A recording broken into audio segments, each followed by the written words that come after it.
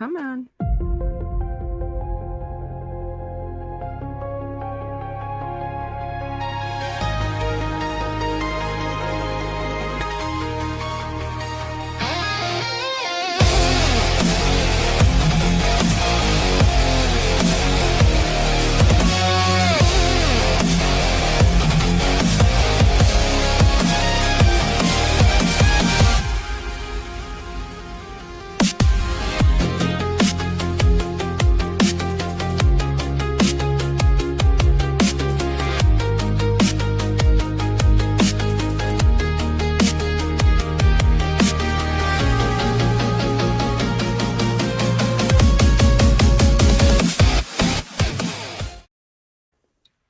What is up, everyone? We are back with episode 18 of Smoke and Meteoras, and this time I am joined by none other than the returning JB Anderson.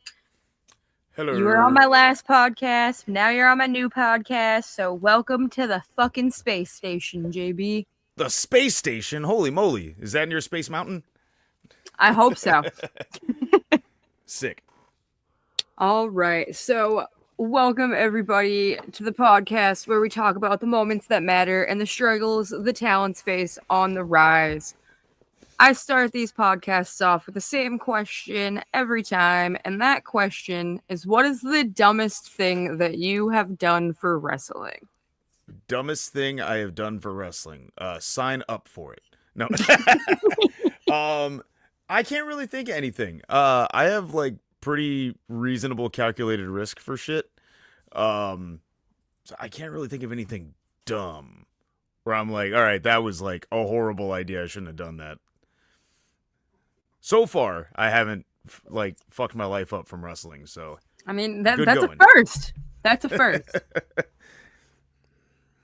All right, so let's go back to the very beginning before you stepped into training or even thought about wrestling. What first pulled you into wrestling? Oh, this dang camera. Uh-oh. So Come I on. think the first thing that really got me into wrestling was my older brother and my dad watched wrestling. My mom watched wrestling a little bit too. But they had recorded like a Survivor Series like 1989, I think. It was either 1989 or 90. My brain's a little scrambled right now. But all I remember was watching it until like the tape nearly broke. Because whatever year it was, where like the Ultimate Warrior and Legion of Doom teamed together. Because just watching those guys with like the big energy and the face paint and all that stuff, that was like my first introduction to pro wrestling, and I was like, this is the coolest thing in the fucking world. Then I saw ECW for the first time when I was like 10, and that sealed the deal. I was like, wait, they bleed, they do stuff with barbed wire, they throw chairs at each other. This is awesome, and I've been hooked on it ever since. So before deathmatch was even a part of the conversation, what did wrestling mean to you back then? As far as like my like when I started wrestling or as a fan? As a fan. Oh, as a fan, before I got introduced to deathmatch wrestling, like I mean like really really into it. Like I didn't really start watching deathmatch stuff till like the early 2000s. Um when like I started getting like DVDs of like CZW and tape trading with like people with old FMW stuff. But pro wrestling was like it was like these giant characters. Like at first that's what I was mainly like invested into. It was like big loud characters. Then that transformed to real life badasses, I guess. Like when I was like 8 or 9, I thought that like Steve Blackman, Ken Shamrock, and Stone Cold Steve Austin were like the coolest dudes on the planet. And those guys were like hands down like they felt real, you know? They felt like they'd really like beat the shit out of you in an alley. Um In an so alley. yeah. Like could you imagine like pissing off Ken Shamrock and him being like let's step outside? Like you'd shit yourself. Yeah. Um so wrestling went from big characters to real life badassery. That's kind of what it always meant to me, and it's always been like a fun visual of like what will like let's tell a story of good versus evil, but let's also tell a story of like sometimes people just like to fight and people get to pay and watch. So, did you always imagine yourself going this route? Mm, not at all. I did not think I would ever become a pro wrestler, let alone a deathmatch wrestler. I've always enjoyed watching it, but the the drive really didn't get there until like I started working on like getting sober like 9 years ago. That's when I was like, all right, I got to get my like addiction figured out. I got to get my mental health right because like I hear all the stories about how the pro wrestling business is really really bad sometimes and it could be really like hard. So I was like, I need to be in the right headspace to even attempt this. And in like 2019, I actually was like, all right, I'm going to rip the band-aid off and finally do it.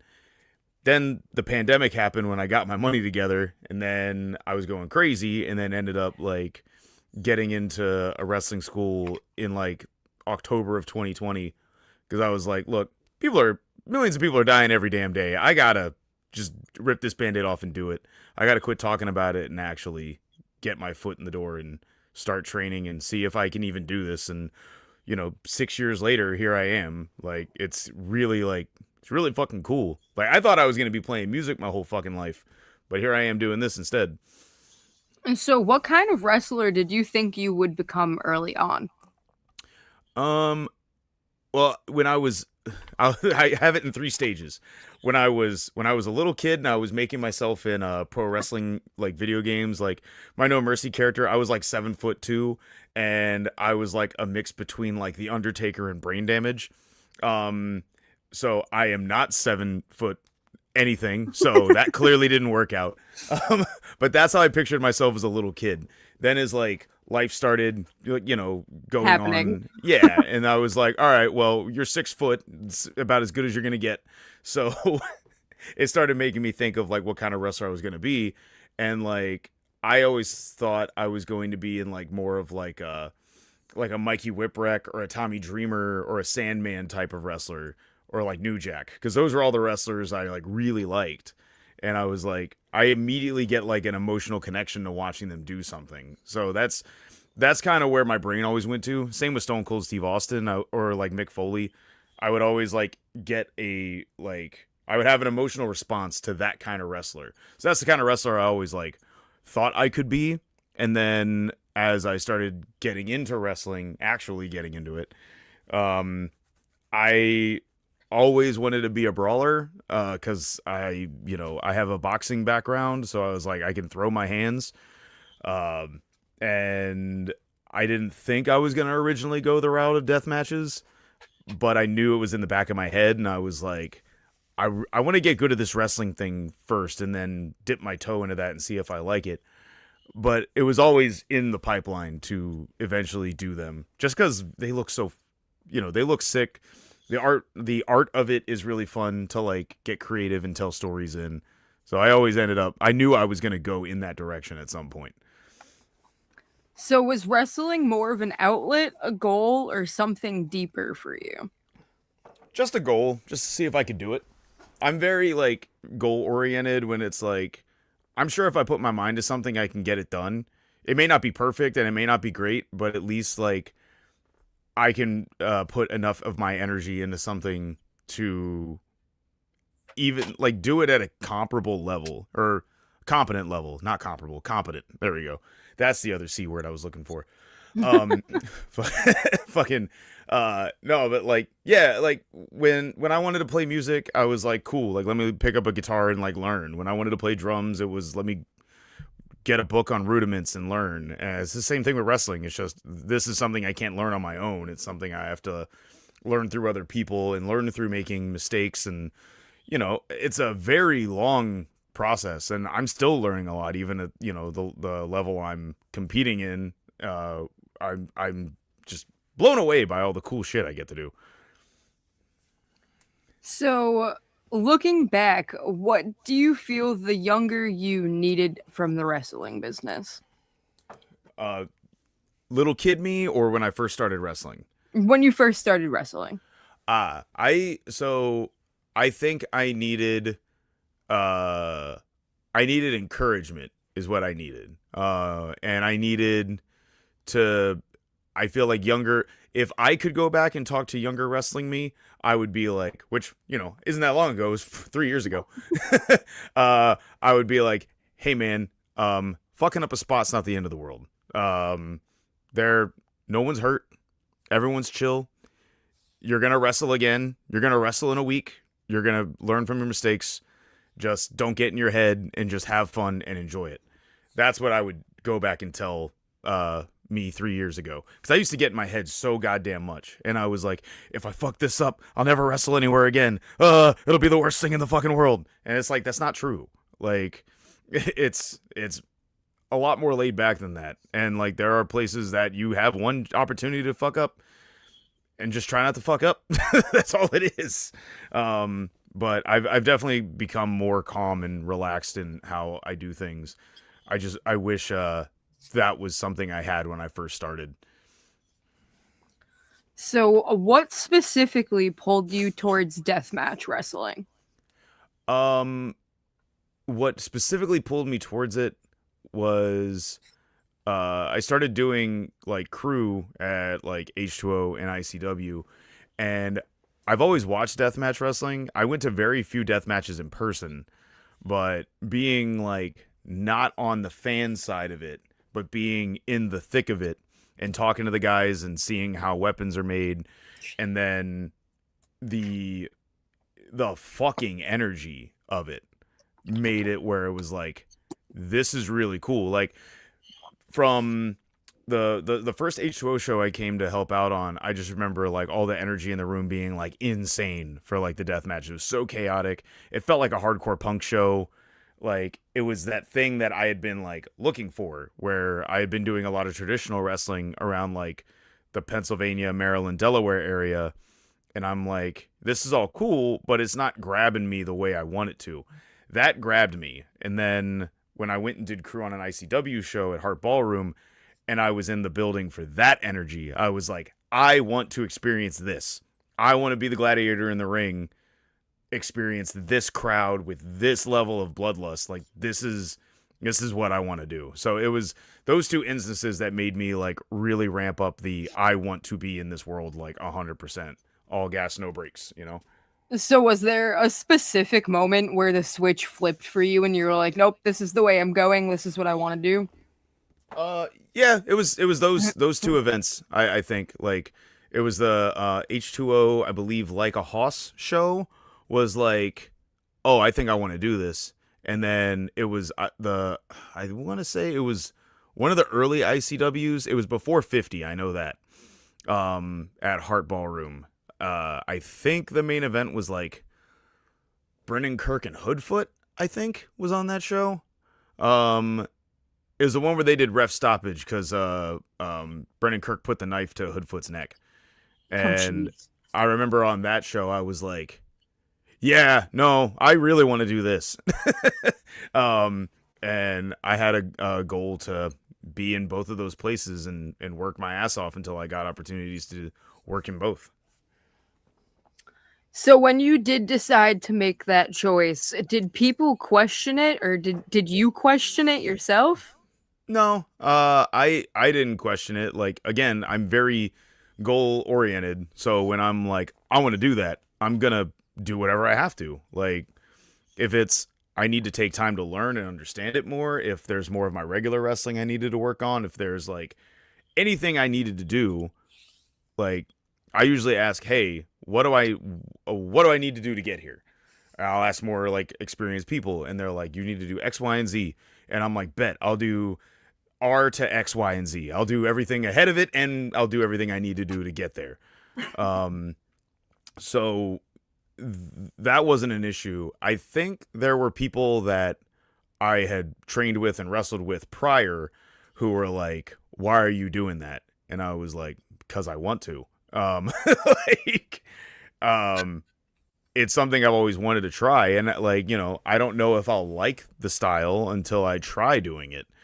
Um, and my first death match was when Matt debuted the Killdozer in H2O, and from the first moment of it, I was like, this was cool.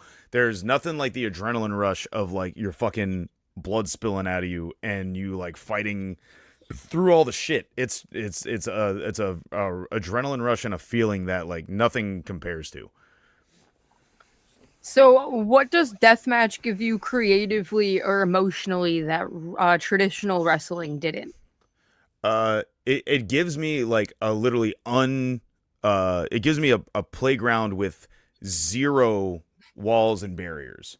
Um, there is there's no goalpost that I have to like keep pushing back in a death match. Like my creativity is literally unfuckwithable. Like I can do whatever I want, right? Like the creativity literally stops at me and the other person.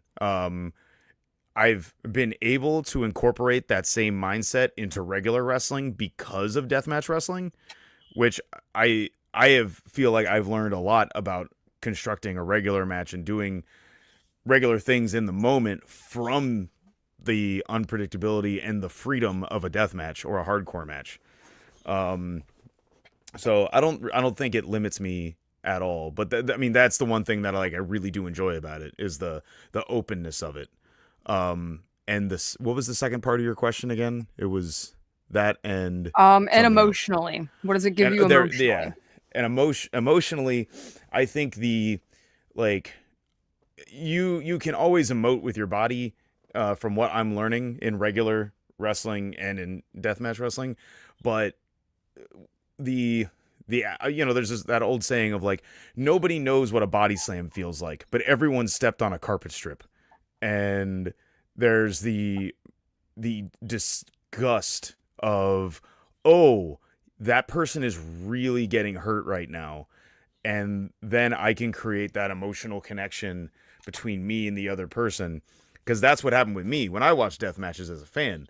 I immediately got that emotional connection to watching them go through all this and still want to get up and fight through it. It's like you are it is the ultimate visual of overcoming your fucking pain, your inner demons, all that shit, just for the sake of beating somebody. So, what do you feel people misunderstand the most about deathmatch wrestlers? I think honestly, it's that part of storytelling I was just talking about. I think it's that element of uh the emotional connection that we can create with people, through extreme violence. It's like hardcore music, death metal music, slam music, even horror rap or any of that stuff.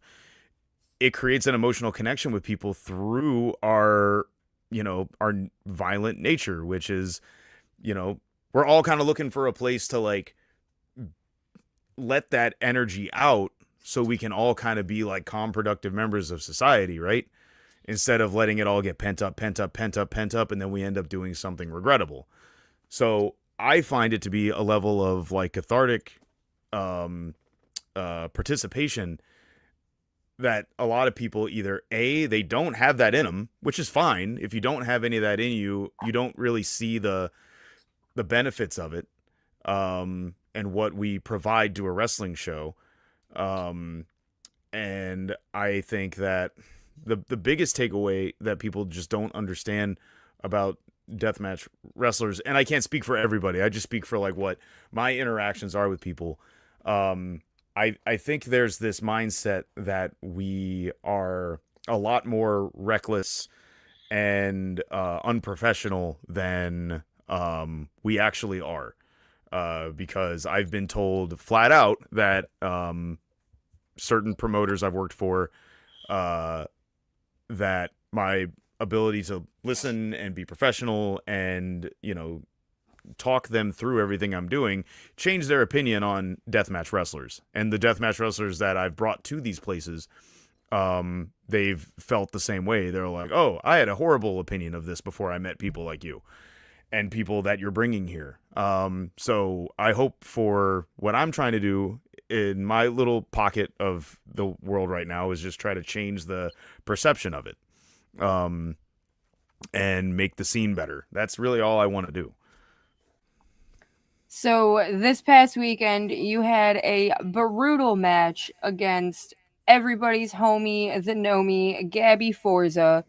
And Yeah, you have yet another brutal match against Vixen this upcoming Sunday. I How do. do you mentally prepare for such a brutal match? Um, well, I know Vixen's going to be brutal, and Gabby I knew was going to be brutal.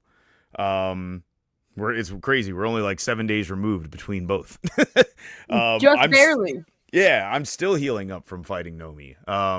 And is Gabby's first American death match.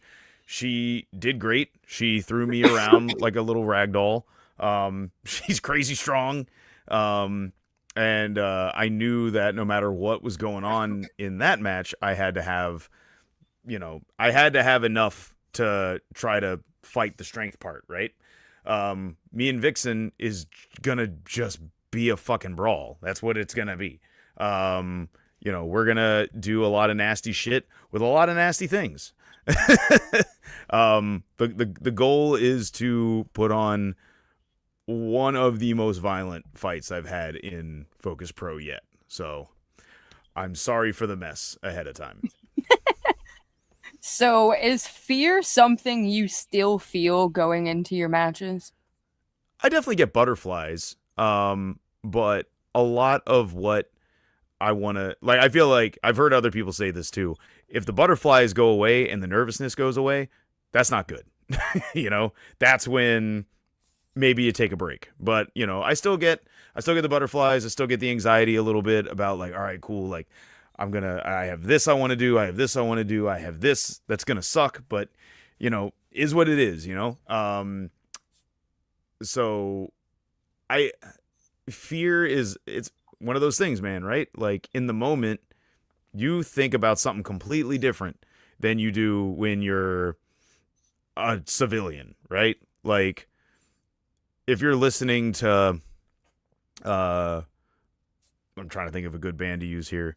Like you're listening to Hatebreed, right? And you're vibing, you're listening to it on your headphones while you're on the bus. You're not gonna crowd kill someone on the bus, you know?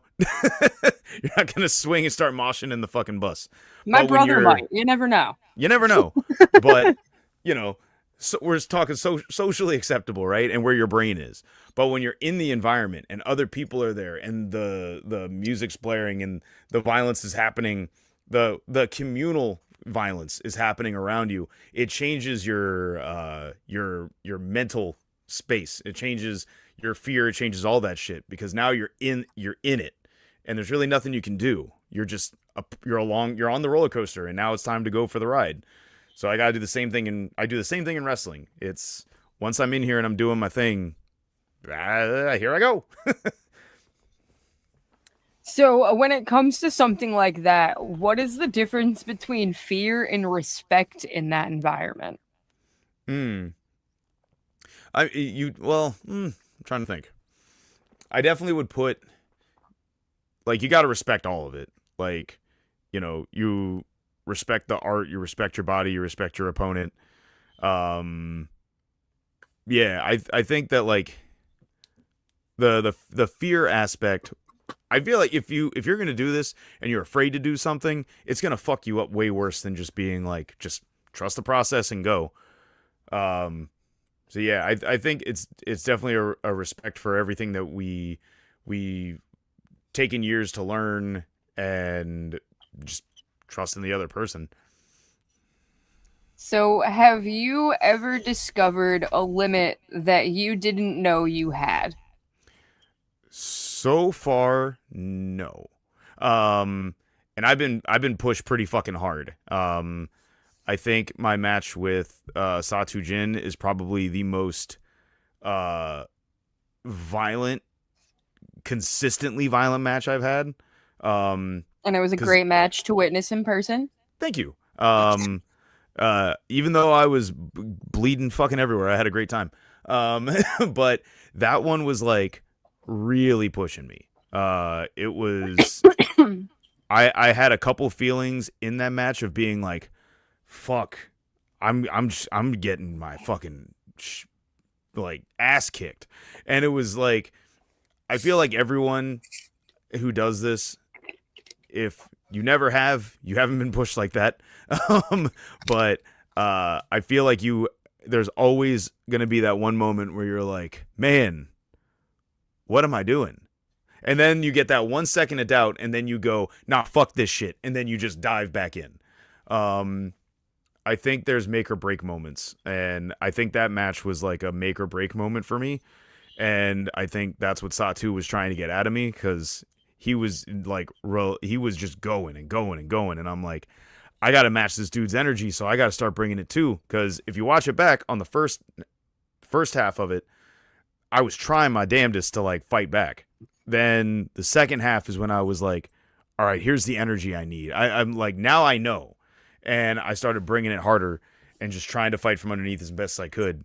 And I think with that match, that understanding of the level I need to get to helped when I fought Masada. I think it helped when I fought Nathan. I think it helped when I fought Matt again. And it's helped me in like almost every death match I've had since. Of, there's a place I have to push to meet the intensity of the other person that I didn't have before that match. So, what is something that the pain has taught you over time? That being straight edge and doing this is it's rough because I don't have anything to fall back on. I just got to be like, all right, 2 Advil and some water, I guess. Um, which is usually my go-to. I don't take Advil all the fucking time, but when I need to, I do. But no, I just I have a decent pain tolerance. So typically whenever I'm like done with something, I'm like, I just need to go take a shower and lay down. That's kind of my mindset with it. And no one's gonna judge you for taking Advil. They see the shit you do. I need to take Advil just after watching one of your matches. Never mind doing it. I know. I've had to talk with the straight edge delegation of elders to make sure it's okay given the circumstances, and they've said yes. They're still out on CPD, like we're still figuring that out, or CBD. I'm sorry, I don't do the weed, so I have no idea what any of this stuff means. I don't boof any fucking flowers, so I don't know what the fuck's going on. I fucking love you, GB. I'm just being an idiot. I'm sorry. So, is there a moment where your body said to stop, but your mind said, fuck it, let's keep going? Oh yeah, the 1,000 carpet strip death match, 100% that one. Um, that one was really rough because I was like, is this? I was looking at it and I was like, this was my idea. What the fuck am I doing?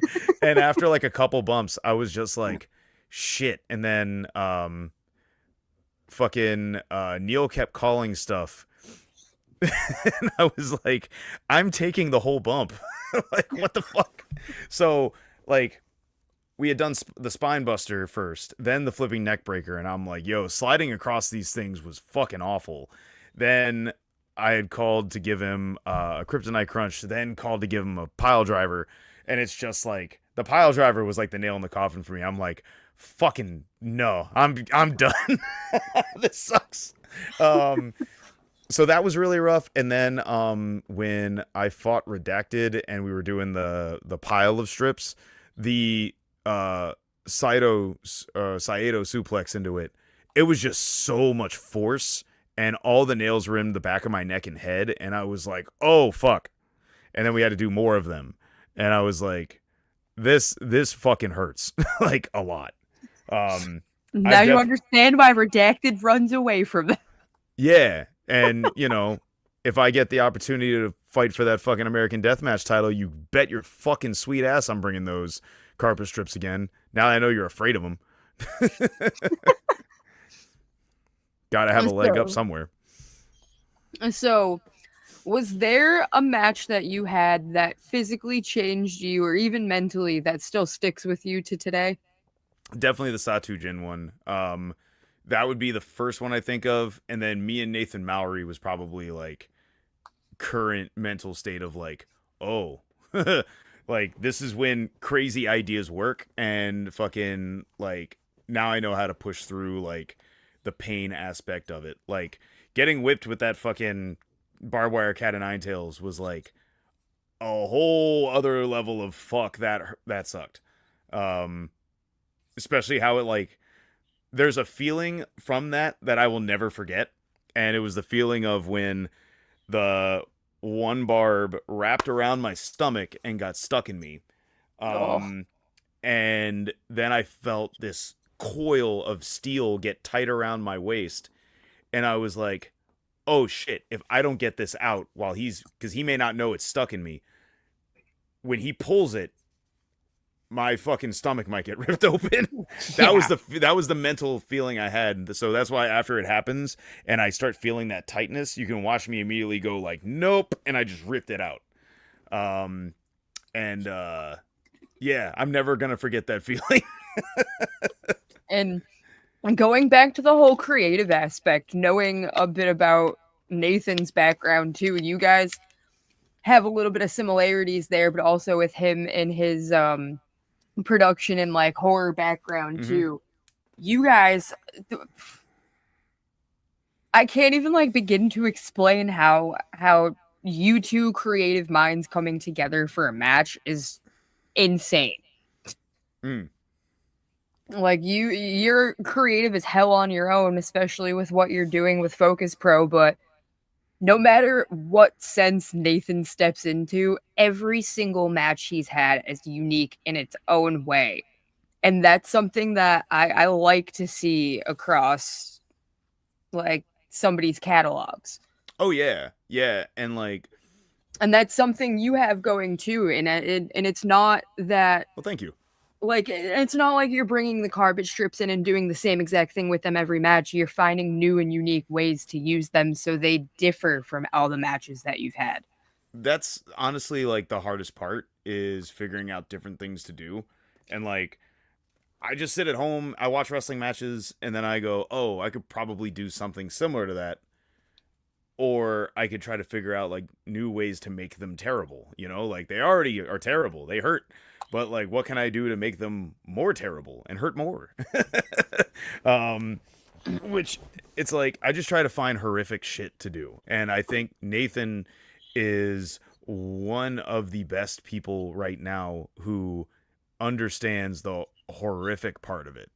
Um like making it a horror show, making it uncomfortable. I think that's a really cool key element of like the playground we get.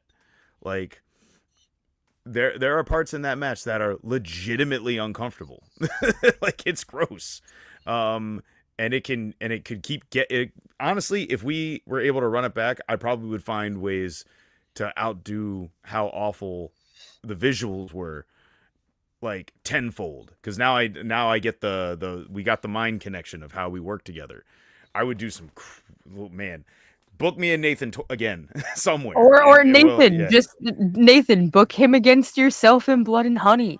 there you go. There's all types of options, but yeah, I would love like let a little time separate the two of us, and you know, let's do it again somewhere because I think we could create a really violent series of matches if given the right playground. So, where did I leave off? What is a match that you've had that made you or have you had a match that made you rethink anything, whether it be about your career or the way a spot went and how you should do it differently? Um, I mean, every time I try something, I do think about like, okay, how can I make that worse?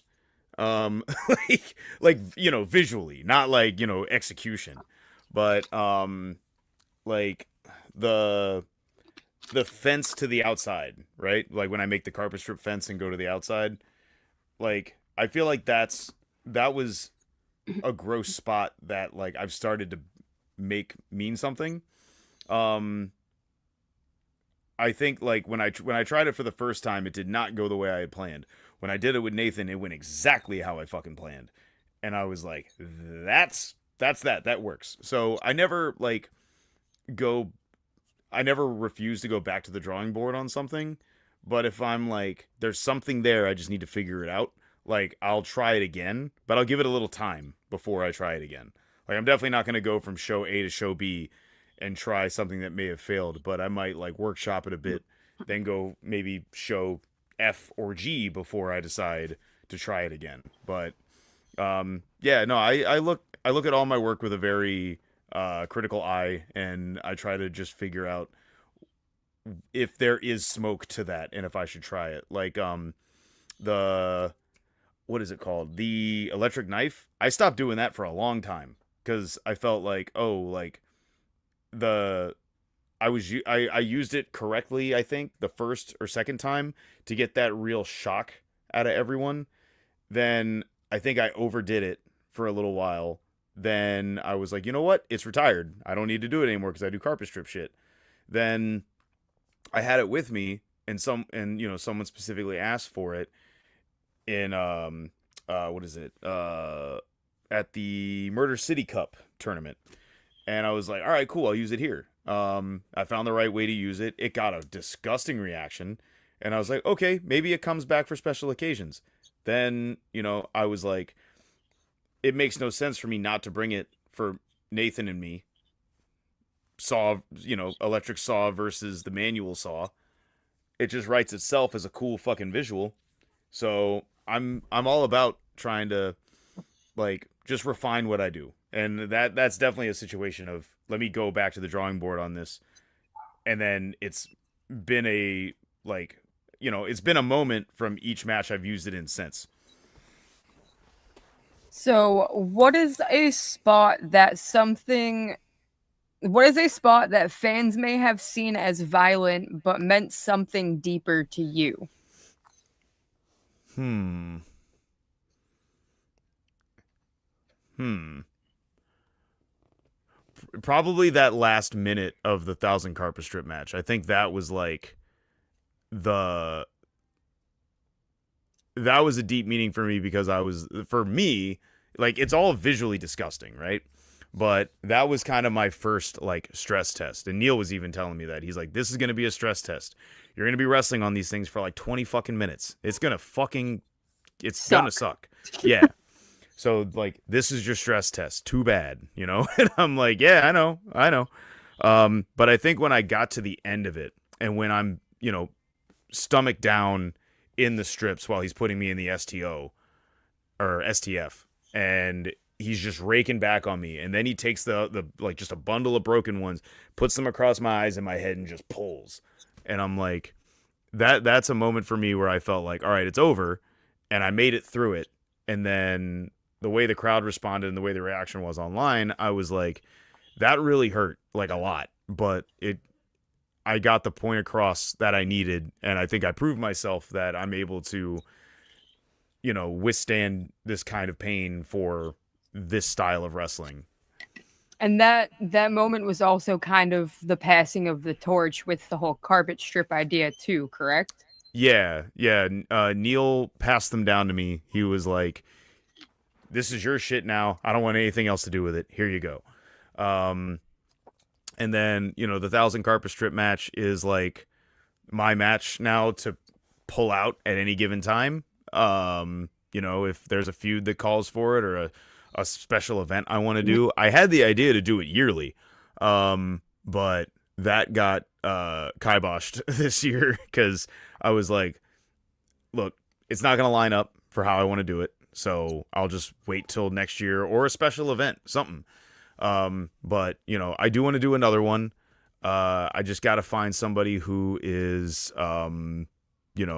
wild like me and will want to do a bunch of insane spots through a bunch of insane fucking like contraptions and other shit. Because now that I have like a layout and a scope and like a like schematics for things, I can make way crazier shit. And the next big carpet strip match is probably going to be really fucking bad.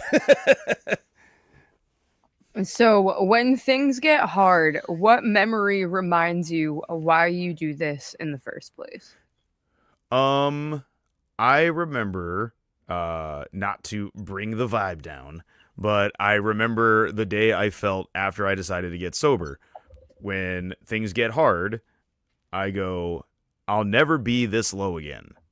Um, so this was the hardest thing I ever did. Everything else is just a cakewalk compared to that. So that's kind of where my mind goes to. I go, you pulled yourself out of that hole. You're still here. So this is easy compared to that. You beat your brain, so beat it again.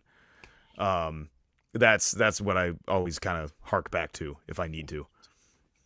And so, transitioning a little bit more into the human cost, what does this style cost you outside of the ring?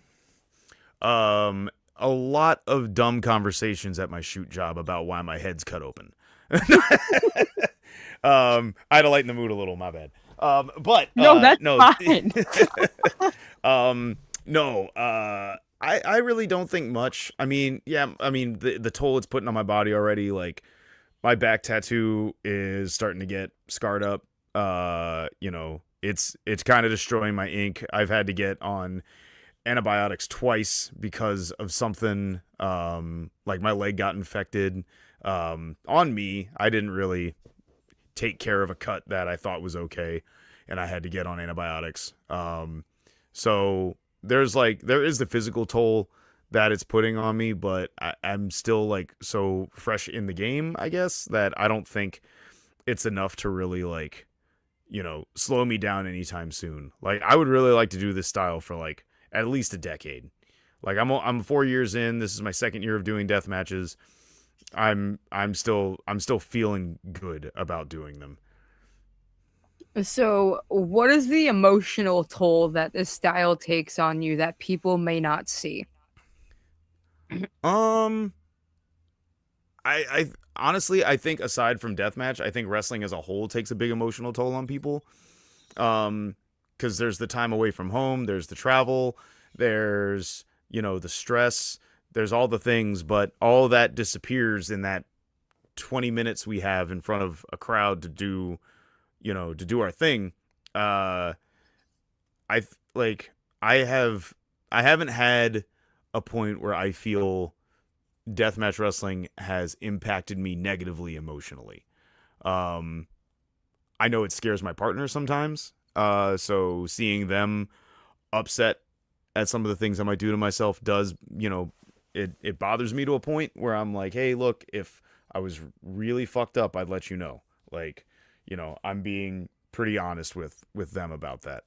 Um, that would be the only like emotional toll I think it takes on me is knowing it stresses them out a lot. But they're getting used to it. It's just taking time. Have you ever had to separate who JB is in the ring from who you are outside of it? No, I really think that a lot of what people get from me is the real me. Um, me as a performer and me as a person are pretty on the same page. Um, except I'm not going to stab someone with a carpet strip walking down the street. Um, I reserve that for the ring. But I'm pretty much the same person. I don't really feel a need to put on a persona or a character or anything like that. Like I'm a dude who likes to wear short shorts and stab people. That's it. Try to be And nice. so, it is no secret that wrestling is a roller coaster ride of a journey. Mm. What keeps you grounded throughout it all? Just that like, it's a gift to get to be able to do this. Um, Nothing's guaranteed. You know, there's a quote my mom gave me that I hold really tight with everything I get to do. She said that there is going to be a moment where you do the thing you love for the last time, and you never know when that's going to be. So I try to take that mindset with what I do at wrestling, and I try to just enjoy being in the moment at all times because it could be my last time doing it. Never know. So let's get a little bit more into the respect and the representation of the whole. What do you feel deathmatch wrestlers get unfairly judged for? That we do all that for a hot dog and a handshake. Um, I think That's that's the why I worst one. changed my podcast name. Ah, cool. So yeah, I think the idea that like we're willing to do this for no reason, I think is like a disservice to like what we do. Um, because when I first started as a regular wrestler, I didn't make any money doing it, which is par for the course. That's paying your dues. But to think that elite level people who do this on a weekly basis and make their living off of it are doing it for free, I think is like a really disrespectful way to like just you're making jokes on the internet to yourself, which it's a played out joke as it is. Like I don't lose sleep over the joke of it, but like it's just like, come on, man, you're corny as fuck.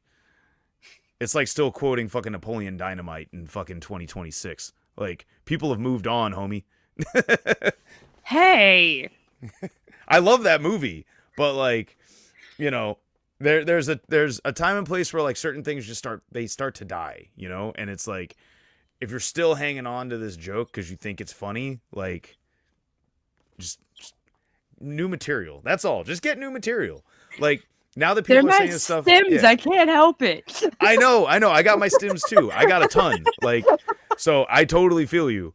But I am happy that some people have moved on from hot dog and handshake to all that for a lukewarm Diet Cup of Coke and a soup. pack of Reds. Yeah, like a cup of soup. Like, just be creative. That's all I'm asking you to do. Like, if you're gonna dog us, like, fucking be creative. That's it. And stop Yeah. using fucking ChatGPT to do it for you. Oh yeah, yeah, yeah. Get creative on your own, dickhead. But yeah, I think that's kind of like the main misconception, I think. And then also like just the misconception that we're like good storytellers. Like there are people like that are amazing at it, and there's people that are still learning how to perfect it. And I think if you watch deathmatch wrestling through that lens of watching the really good ones do it, like there's nothing like it. It's totally unique fucking like medium of entertainment. So, oh god, it just scrolled me all the way back to the top. Yowza. Oh jeez. I don't know if you heard her, but the ultraviolet corgi was making a little bark over here on the side. I did not, but I love the ultraviolet corgi. Yeah, Tully the ultraviolet corgi is hanging out with me at the moment. We always love pet cameos. Yeah. All right. She is on the ground belly up, so she is not in Oh. a pick me up sort of be social avenue. She's like, nope, I'm down here, pet my belly.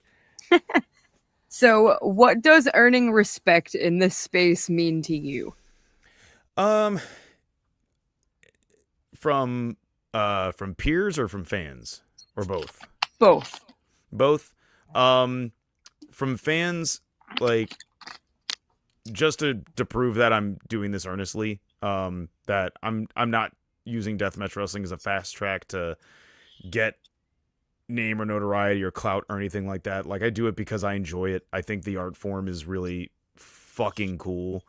And it's like I wouldn't play fucking hardcore music to eventually, make soft jazz because I used hardcore to get fucking popular. Like no, I make that music cuz I love it, and I make this style of wrestling because I love it. Um that would be the respect that I would want from the fans. Respect from my peers and people above me is that means a lot too, because these are people that I've grown up watching and hearing, like, um, just hearing good feedback and being seen in this space as like a growing equal. It means like a lot to me. Because I have imposter syndrome sometimes. I don't feel like I belong here. And then I I didn't have parents that told me they were proud of me all the time. My mom was, but she's not around anymore. So it's encouraging to hear these kind of things because it's something that like I never got a lot of. So getting it as an adult from people in this community that I wholeheartedly respect and look up to, it does mean a lot, and it helps me continue to go in this scene. So, what kind of deathmatch wrestler do you want to be remembered as? Um, I just want to be remembered as somebody who was creative. That's it.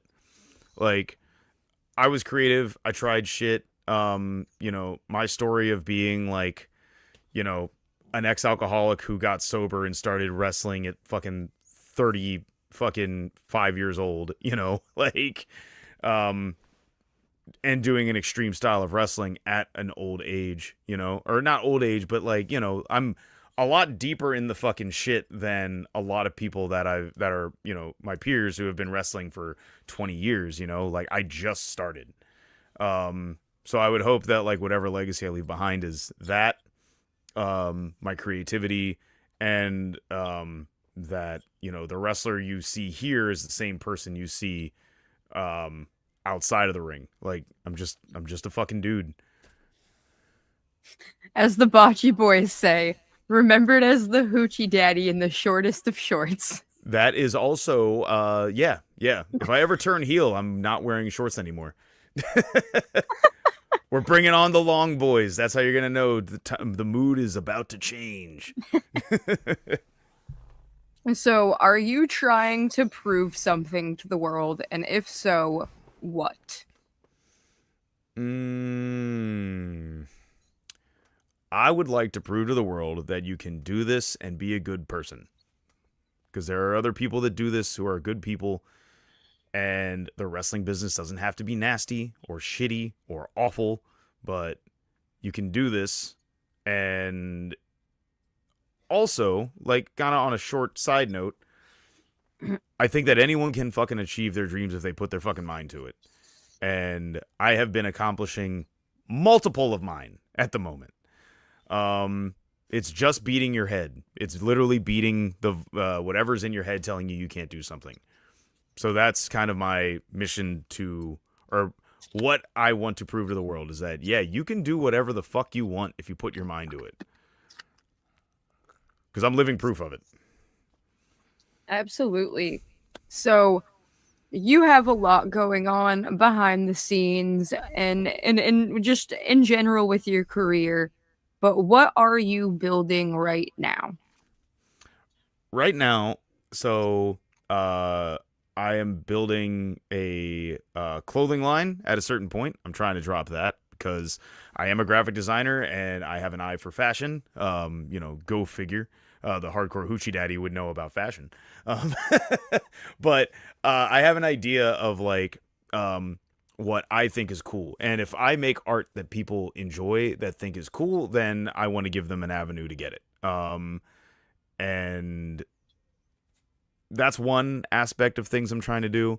I would like to get an opportunity to start doing like an in-studio radio show maybe where I'm talking with people about their struggles with mental health and addiction and trying to like create a community and a space for people to not feel so isolated and alone with a lot of this stuff, because a lot of the time mental illness and addiction make you feel very alone.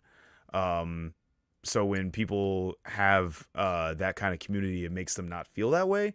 So if I can eventually work towards a goal of creating that space for people, I would really enjoy to do that. And then there's the idea I have for the senior dog home that I want to build, where like any dog that's like elderly that needs like a place to be, I'll take them in and they can live in my compound where they get to be free and happy before they cross the rainbow bridge. Speaking of, is No. it time to say hi? You want to say hello? Yes. There you go. Oh, hold on. I do not want you to feel like you're. Never mind. She doesn't want to be on camera. Okay, That's never mind. okay. Never mind. We consent's important in this house. She's like, no, I'm good. I'm good. I'm really good. um, but yeah, so those are some of my like short-term goals of things that I would want to do outside of wrestling. So, what is something you still Sorry. want to prove to yourself? That I can.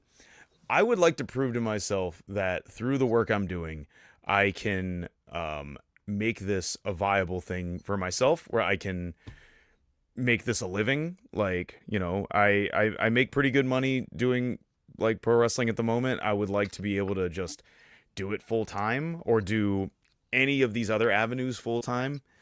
Um, I think that would be like the ultimate win is being able to do that. I'm a far way away from it, more than likely. Um, but I think that would be a big goal, a big win for me if I was able to prove that I can just quit my day job and do this. Are there still certain opponents or environments that you are chasing? Oh yeah. Oh yeah. So, people. I want to fight Mickey Knuckles really fucking bad. I want to have a one-on-one with her. I want to have a one-on-one with Tank. I want to fight. Oh, I'm blanking on the name right now. Lucky 13. Um, John Wayne Murdoch. All of the fucking Ohio boys. I want to fight fucking Eric Ryan, the Bev, Atticus. I fought Otis once. I'd love to fight him again. Um, fucking yeah. I have a wants and needs list. Like wants of who I would want to fight, needs for who I feel I need to fight, and then environments. Um, I want to I want to do a no rope barbed wire.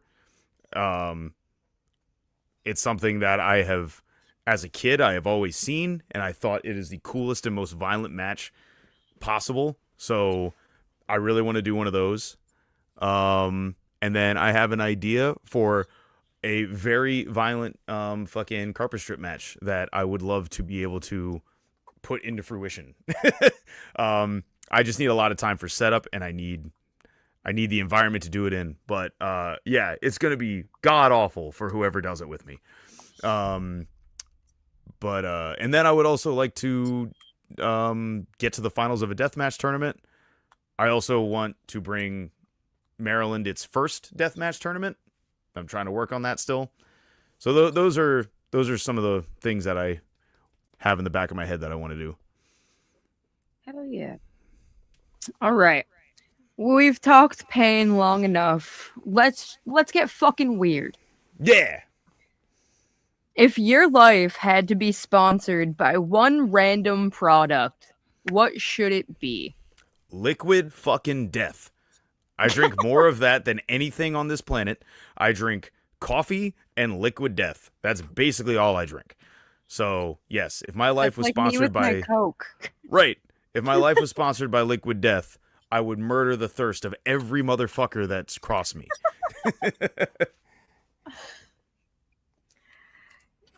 All right. Um, if your personality was a gas station snack, what are you?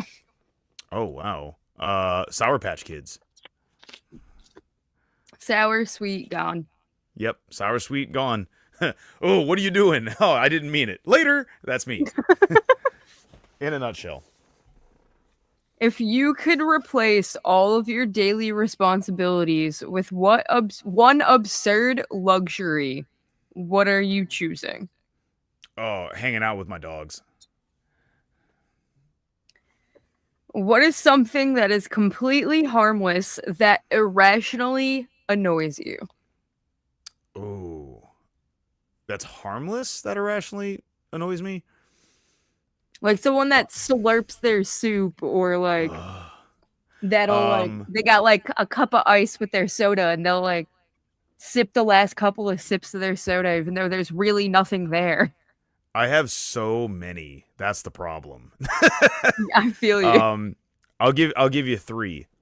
One is when people go after they sip something. I I do have, that. yeah. Sorry, you're on the list if you do that. So that's Jesus. That runs it up my fucking back. That's one. Not using your turn signal. Like I'll probably drag you Yep. out of your car and beat you to death. It's right there. Turn signals are free.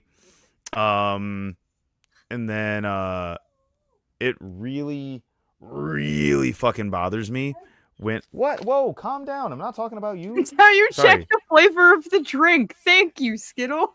Yeah. Um. Oh, calm down. Whatever. Um. It's main like I work at a bar as like a shoot job during the week, so like people do it when they drink certain drinks, and I'm just like, just stop it. You're not a sommelier. Calm the fuck down. You're a fucking bozo from the same area I'm from. Just drink your fucking beer and shut up.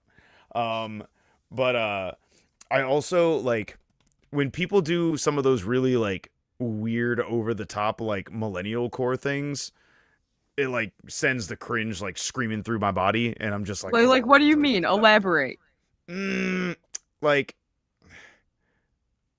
I'm trying to think of the best way to describe it. Like, you know, when someone like they're being like way too animated for the bit, and it's like Okay. not we're not matching the same energy. It's that kind of thing where I'm like, yo, like bring it down, just a pinch, just a pinch. That's it. Like it's real, and again, it's an irrational thing. That's the thing that I got to regulate how I feel. But like, I'm not gonna lie when I say the tism starts fucking zipping up, and I start going, man, I really need to leave this room.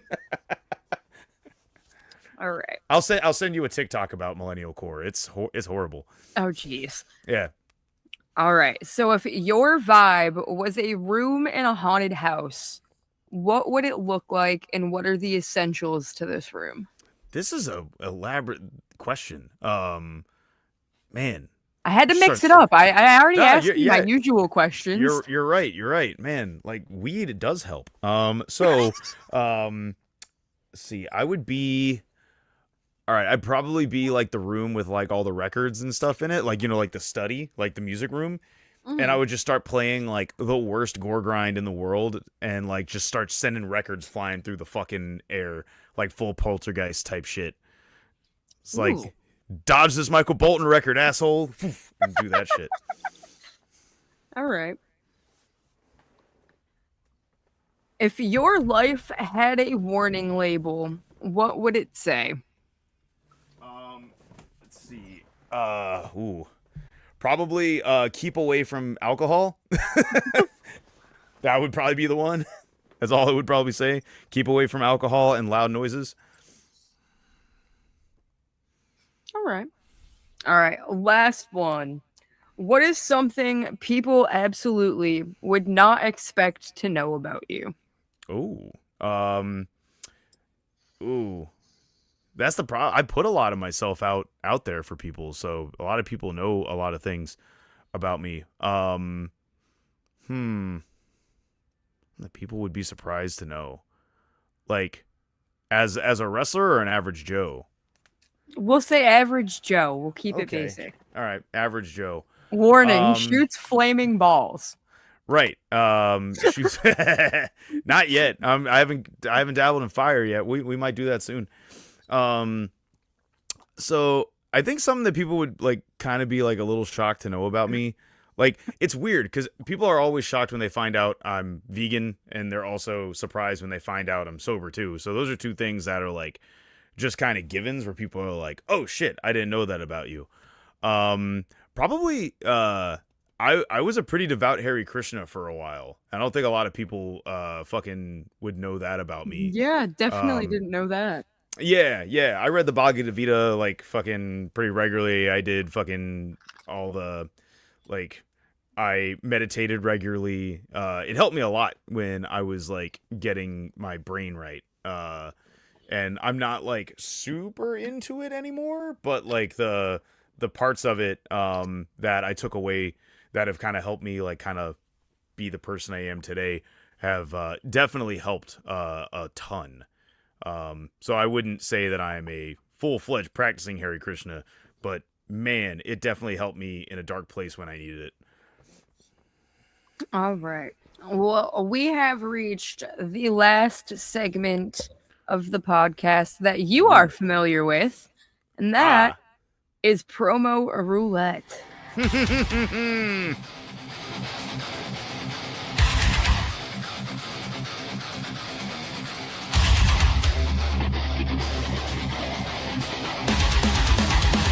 Promo roulette! I still kept that sick music. I don't care. No, it's dope. And as the last champion promo of the previous show, I feel like I have a certain responsibility to roll up in here and crush it yet again. So, Well, what do I got? so last week's guest, I was trying to get Jess to pick it, but unfortunately we had some technical difficulties. Oh So no. Adriana Mosley got to pick it, and a Oh, couple of my fans, and they went with Tommy Pickles from the Rugrats. okay. All right. So let me know when it's time to fire off. Whenever you are ready. Okay. I gotta get in the zone. Hold on. Hold on. Get in the zone, auto zone. Sorry. Right. All right, Smoke and Meteoras.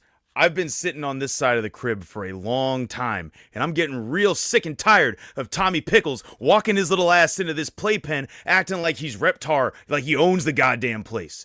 You think that you have a problem walking in here every day, shitting in your diapers? You're gonna have a much bigger problem when you're dealing with me. I know Angelica might be the worst person you've had to deal with on a regular basis, but you don't know shit until you deal with JB Anderson. So while we're locked inside of this playpen, nowhere to escape, no parents to come save you, I'm gonna beat the brakes off your little ass.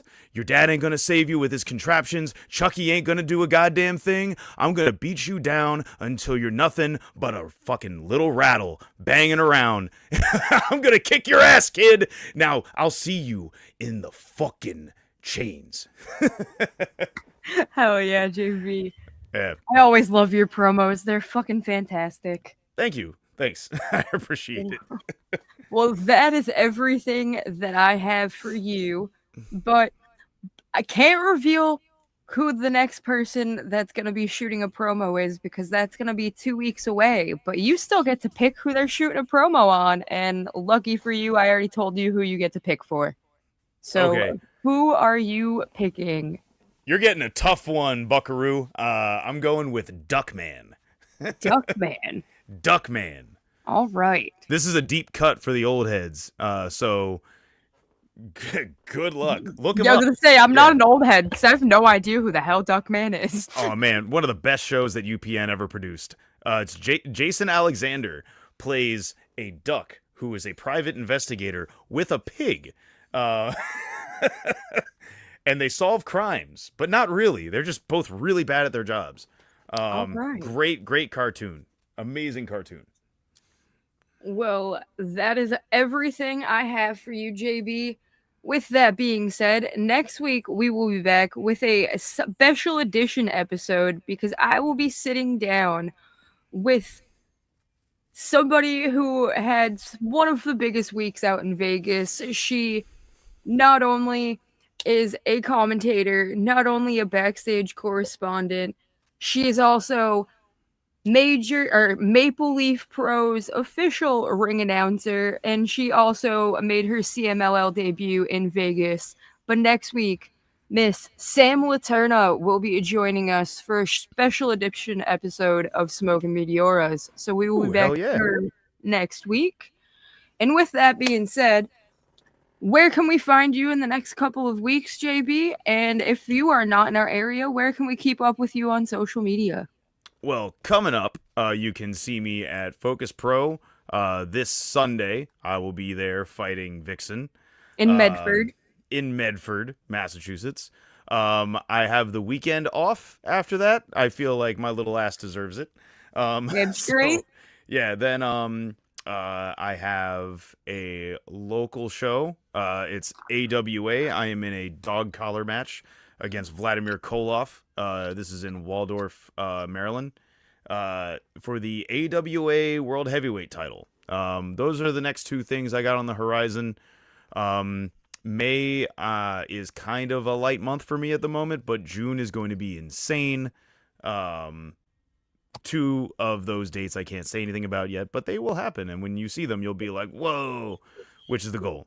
Um, so that's where you can catch me in person. As far as online, I am Violent Breed JBA on everything.